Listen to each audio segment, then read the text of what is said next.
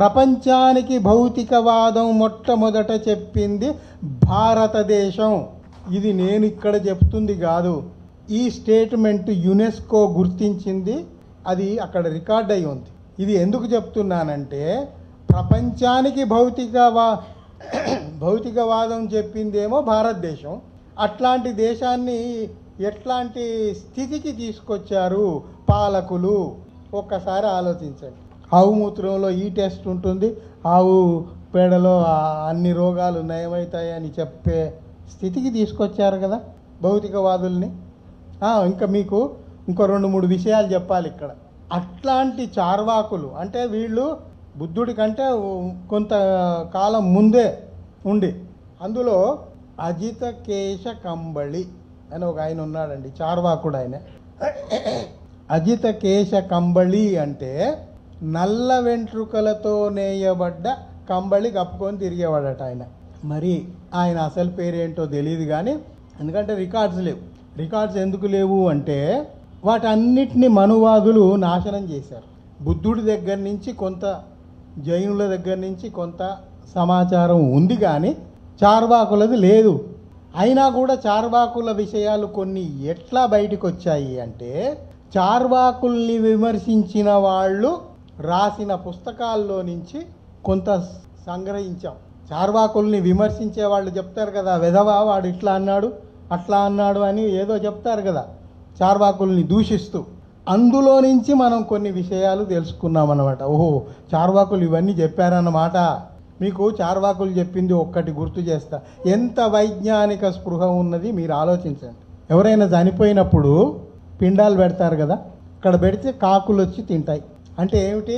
పితరులు వచ్చి తినిపోయారు అని వీళ్ళు సంతృప్తి పడతారు. దాన్ని చార్వాకులు నిర్ద్వందంగా ప్రశ్నించారు. ఒరే పిచ్చోళ్ళు రారా, ఆ కాకులు వచ్చి తింటే మీ తల్లిదండ్రులు మీ తాతలు ముత్తాతలు వచ్చి తినిపోయినట్టు సంతోషపడుతున్నారు, మీకు బుద్ధి ఉందా అని అడిగాడు అజితకేశ కంబళి. ఎందుకు అంటే మీరు అదే నిజం అయితే ఏదో పని మీద వేరే ఊరు వెళ్ళిన మీ భర్తో తండ్రో తమ్ముడో ఎవడో ఉండుంటాడు కదా, వాడికి భోజనం ఇక్కడే మీ ఇంట్లోనే పెట్టండి, విస్తరేసి భోజనం వడ్డించండి, ఇది వాడికి అందుతుంది. అందాలి. మరి మీరు చెప్పే ఫార్ములాను బట్టి మీరు ఇక్కడ పెడితే అక్కడ వాడికి అందాలి కదా, అందుతుందా? ఇంత లాజికల్గా హేతుబద్ధంగా ప్రశ్నించి జ్ఞాననేత్రాన్ని తెరిచిన వాళ్ళు ఎవరు? చార్వాకులు. మీరు ఇంకా వివరాలు తెలుసుకోవాలనుకున్న వాళ్ళు ఏం చేయండి, దేవి ప్రసాద్ చట్టోపాధ్యాయ, దేవి ప్రసాద్ చట్టోపాధ్యాయ, ఆ బెంగాలీసు వాళ్ళు వి పలకరు కాబట్టి దేవి ప్రసాద్ అని ఉంటుంది, మీరు సెర్చ్ చేయండి.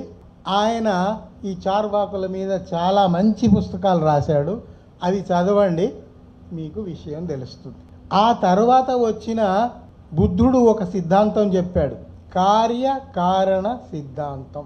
ప్రతి పని జరగటానికి ఒక కారణం ఉంది అన్నాడు. కారణం లేకుండా ఏ పని జరగదు. ఆ జరిగిన పని చెడు అయితే అది ఎందుకు అట్లా జరిగింది అనేది దాన్ని కనుక్కోండి, ఆ కారణాన్ని కనుక్కోండి. కారణాన్ని కనుక్కుంటే నివారణ ఉంటుంది, అంతే కదా. ఇది ప్రాథమికమైన ఫార్ములా. ఇప్పుడు 2500 నాటికి పరిశోధన అనే మాట లేదు, చదువులు లేవు, ఏమీ లేవు, అవగాహనే లేదు. అట్లాంటి సమయంలో ఈ ప్రకృతిని, ఈ సమాజాన్ని, ఈ జరుగుతున్నన్నిటినీ గమనించి ఆయన ఈ సిద్ధాంతం చెప్పాడు కదా, ప్రతి పని జరగటానికి ఒక కారణం ఉంది, ఆ కారణాన్ని కనుక్కుంటే నివారణ ఉంది అని చెప్పాడు. మరి ఆయనను మించిన సామాజిక స్పృహ గలవాడు ఎవడన్నా ఉన్నాడా? ఇది ఎందుకు ప్రత్యేకించి చెప్తున్నాను అంటే ఆయన ఆ మాట చెప్పిన తర్వాతే యూరోప్ దేశాలలో పరిశోధనలు పెరిగాయి. ఒక న్యూటన్ వచ్చాడు, ఒక డార్విన్ వచ్చాడు, ఒక బేకన్ వచ్చాడు. శాస్త్రవేత్తలందరూ పుంఖానుపుంఖంగా వచ్చి వారి వారి రంగాల్లో పరిశోధనలు చేసి కారణాలని కనుక్కున్నారు. ఏం చేశారు అంటే కారణాలని కనుక్కున్నారు, అంతే. ఈ కారణాలని కనుక్కోవటం అనేది ఈ ఫార్ములా అన్నింటికీ అన్వయించుకోవచ్చు. దీన్ని దృష్టిలో పెట్టుకొనే ఇప్పుడు న్యూటన్ పోతుంటే ఆ యాపిల్ పండు కింద పడింది, ఇది కిందనే ఎందుకు పడింది అని ఆయన దాని మీద కొంత శోధన చేస్తే ఓహో భూమికి ఆకర్షణ శక్తి ఉంది, అది కారణం తెలిసింది కదా. అట్లాగే ఇది ప్రతి అంశంలోనూ ఈ కార్యకారణ సిద్ధాంతం ఉంటుంది. వైజ్ఞానిక స్పృహతో కూడిన ఈ సిద్ధాంతం ఎంత లోతైందో ఎంత గాఢమైందో మీరు దయచేసి అర్థం చేసుకోండి.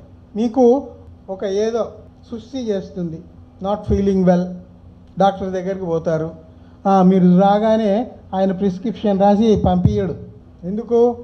పాథాలజీ ల్యాబ్కు పంపి టెస్టులు చేయించి కారణాలన్నీ ముందు పెట్టుకొని అవన్నీ చూసిన తర్వాతనే డయాగ్నోజ్ చేసి అప్పుడు ప్రిస్క్రిప్షన్కి వస్తాడు.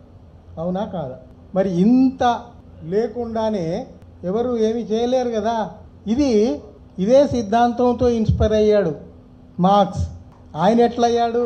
వీడేంది తిండి లేకుండా ఈ చెట్టు కింద పడి ఉన్నాడు, వాడేంది ఆ 10 అంతస్తుల బిల్డింగులో అట్లా ఉన్నాడు, వాడికి వీడికి వ్యత్యాసం ఏముంది, ఈ కారణం ఏమిటి, ఈ అణచివేత ఏమిటి అన్నవన్నీ ఆయన ఆలోచించాడు. అదే కదా మార్క్సిజం చెప్పేది. అట్లా గనక మీరు దాన్ని కార్యకారణ సిద్ధాంతాన్ని అప్లై చేసుకుంటూ పోతే అది అన్నింటినీ చుట్టుకొని వస్తుంది. ప్రపంచంలో ఎవ్వడికి బుద్ధుడికి జ్ఞానోదయం అయిందన్న ఒక్క మాట తప్ప ఆయన ఏం చెప్పాడు, అది ప్రపంచానికి ఎంత వెలుగునిచ్చింది అనేది డీటెయిల్స్లోకి పోయి ఎవరు మాట్లాడటం లేదు. అందుకే కావాలని నేను కొన్ని విషయాలు మీకు ముందు పెడుతున్నాను.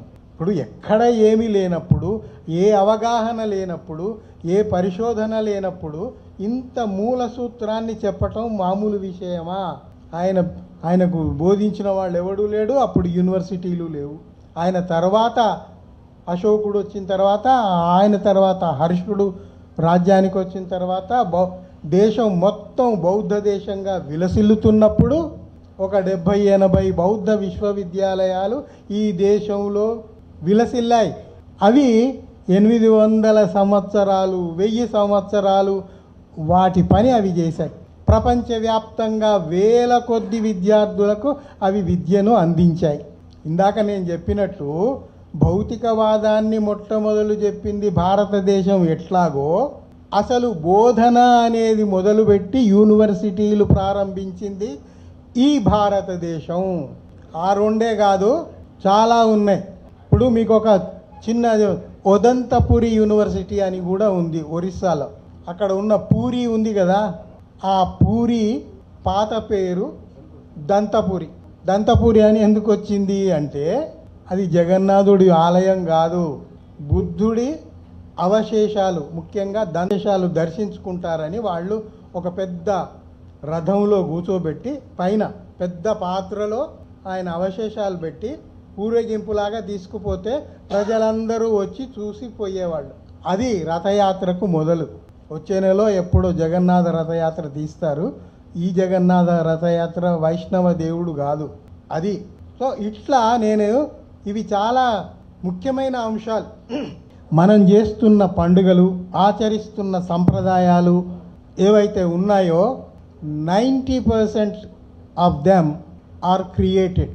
ఇవన్నీ పిట్ట కథలు చెప్పి మనల్ని మోసపూరితంగా తయారు చేసినవి.